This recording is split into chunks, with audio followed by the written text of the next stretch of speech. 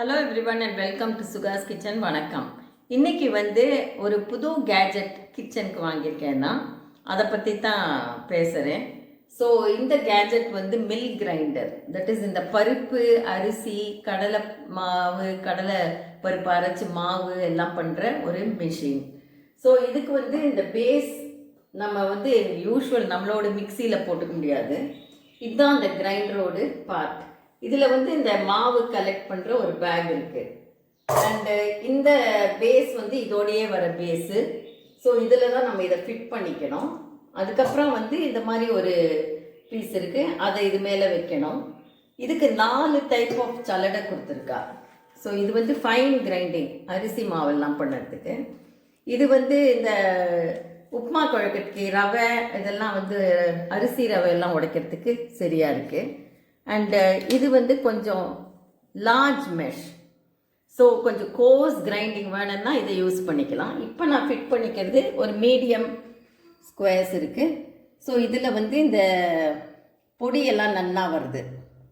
So இது promotional வீடியோவும் இல்லை, ஸ்பான்சர் வீடியோவும் கிடையாது. நான் வாங்கி 1 மாதம் ஆச்சு. ஸோ இந்த அன்பாக்சிங் வீடியோன்னெலாம் போடுறதுக்கு எனக்கு இஷ்டம் இல்லை. பிகாஸ் அன்பாக்ஸ் பண்ணதே நான் வாங்கியாச்சுன்னு காட்டுறதுல பிரயோஜனமே இல்லை. யூஸ் பண்ணி 1 மாதமாக யூஸ் பண்ணி எனக்கு எத்தனை இஃபெக்டிவாக இருக்குது, எத்தனை எஃபிஷியண்ட்டாக இருக்குது இந்த மிஷின் பார்த்துட்டு ஜஸ்ட் இன்ஃபர்மேஷன் நான் உங்களோட ஷேர் பண்ணுறேன். நிறைய பேருக்கு இது யூஸ் ஆகாது. பிகாஸ் ஹோம் யூஸ்க்கு இது ரொம்ப யூஸ் ஆகும்னு சொல்ல மாட்டேன். அன்லெஸ் கடலை மாவெல்லாம் வெளியில் வாங்குறது கொஞ்சம் அடல்ட்ரேட்டடாக இருக்கலாம்னு சந்தேகம் இருந்ததுன்னா இதில் பண்ணிக்கலாம் கொஞ்சம் கொஞ்சமாக. ஸோ நான் கடலை மாவும் அரைச்சி பார்த்தேன், அரிசி மாவும் அரைச்சி பார்த்தேன். அப்புறம் என்னோட இட்லி பொடி, வெங்காயப்பொடி, அப்புறம் எள்ளு பொடி எல்லாத்தையுமே அரைச்சி எல்லாம் கொஞ்சம் கொஞ்சம் சேலும் ஆயாச்சு இதில் அரைச்ச பேட்ச்சு. ஸோ அந்த மாதிரி ஒரு 1 மந்த்தாக யூஸ் பண்ணிவிட்டு எனக்கு ரொம்ப பிடிச்சிருந்தது. அதை தான் ஷேர் பண்ணிக்கிறேன். இதோட ஒரு சட்னி ஜாரும் கொடுத்துருக்கா. ஸ்மால் குவான்டிட்டி சட்னி இதெல்லாம் அரைக்கிறதுக்கு. ஒரு வெட் கிரைண்டர் இதோடையே ஒரு பிளெண்டர். இது எனக்கு எதுக்கு யூஸ் ஆச்சுன்னா, இந்த ஜம்பக்காய் ஜாம் பண்ணுறதுக்கு இதில் நல்லா மேஷ்டப்பாக வந்துடுது பிளெண்ட் பண்ணி. ஸோ அது ஜாம் பண்ணுறதுக்கு இது யூஸ் ஆச்சு. இது ட்ரை கிரைண்டர். இந்த ட்ரை கிரைண்டர் இந்த மில்க் கிரைண்டரில் பெருசாக இருக்குது. ஸோ ரொம்ப யூஸ்ஃபுல்லாக இருக்குது. பழைய மிக்சிலெல்லாம் சின்ன கிரைண்டராக இருக்கும் ட்ரை கிரைண்டர். ஸோ அதில் தான் இத்தனை வருஷமாக நான் பொடிச்சு சேல் பண்ணிட்டு இருந்தேன். பட் அது strain on the machine and the mixie jar. But பேட்சாக சின்னதாக குவான்டிட்டி பண்ணி போடணும், இது பண்ணோம்.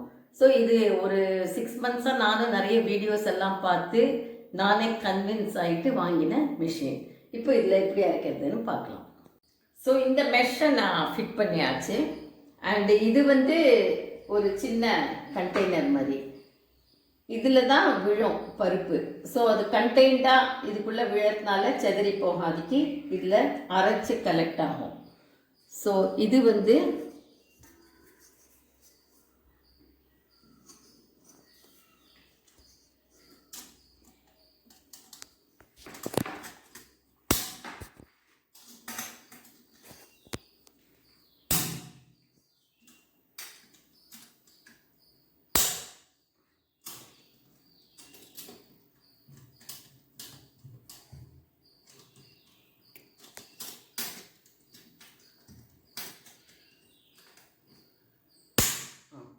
இப்போ டைட்டாக இது ஃபிட் ஆகிட்டு, இதில் என்னென்னா இதை ஆன் பண்ணிவிட்டு அதுக்கப்புறம் கொஞ்சம் கொஞ்சமாக ட்ராப் பண்ணலாம்.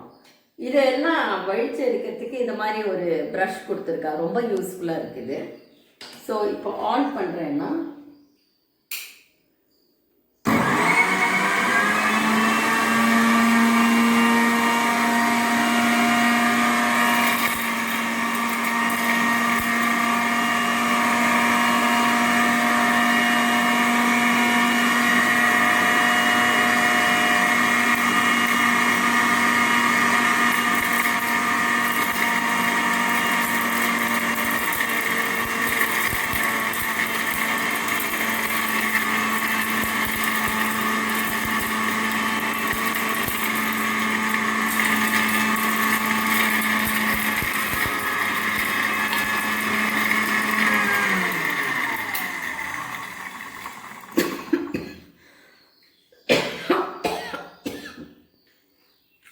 ஸோ அரைச்சப்புறம் இதில் வந்து கலெக்ட் ஆகிருக்கு. அண்ட் இப்போ பார்த்தா கரெக்ட் கன்சிஸ்டன்சியில் இருக்குது. அந்த கரெக்ட் மெஷ் போட்டதுனால கரெக்ட் கன்சிஸ்டன்சியில் விழுந்திருக்கு. இந்த மாதிரி இந்த கிளாத் கடியில் ஒரு பாத்திரம் வச்சுக்கணும். பிகாஸ் இது வழியாக தான் விழும். எப்படி மாவு மிஷின் மில்லில் வெளியில் கொடுத்தா ஒரு இது போடுவாளே அதே மாதிரி.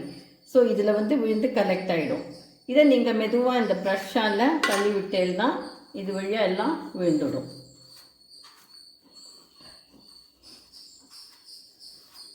இது ஆக்சுவலி ரொம்ப கன்வீனியண்ட்டாக இருக்குது. பிகாஸ் மிக்சியில் கொஞ்சம் கொஞ்சம் குவான்டிட்டியாக போட்டு அரைக்கிறது வந்து கொஞ்சம் ஸ்ட்ரெயின் தான்.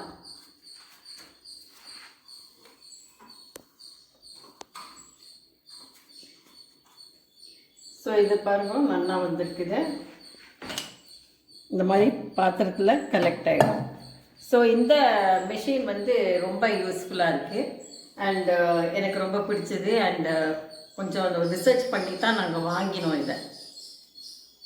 ஸோ இதுக்கு இன்ஸ்ட்ரக்ஷன் மேனுவலும் கொடுத்துருக்கா, அதையும் யூஸ் பண்ணிக்கலாம். இப்போ இது வந்து இந்த மில் கிரைண்டரில் பொடிச்ச ஒரு லாட்டு பொடிச்சு பார்த்தது ரொம்ப நல்லா வந்திருக்கு. யார் யாருக்கு வேணுமோ நான் வாட்ஸ்அப் நம்பர் கொடுக்குறேன் டிஸ்கிரிப்ஷன் பாக்ஸில். யாருக்காவது வேணும்னா நாங்கள் ப்ரொஃபஷ்னல் கூரியர்ஸ் வழியாக கூரியர் பண்ணுவோம். ஸோ ப்ரொஃபஷ்னல் கூரியர்ஸ் வந்து வித்தின் தமிழ்நாடு அண்ட் அவுட் சைட் Tamil Nadu anything but between 80 to 100 rupees charge பண்ணுறா. Packing and handling 40 rupees. அந்த டீட்டெயில்ஸ் எல்லாம் நீங்கள் வாட்ஸ்அப் மெசேஜ் அனுப்பிச்சேன்னா நான் கொடுக்குறேன் அதில். ஸோ யாருக்காவது வேணும்னா சொல்லுங்க. இந்த வீடியோ பிடிச்சிருந்ததுன்னா சப்ஸ்கிரைப் பண்ணுங்க, ஷேர் பண்ணுங்க, கமெண்ட் பண்ணுங்க. தேங்க்யூ.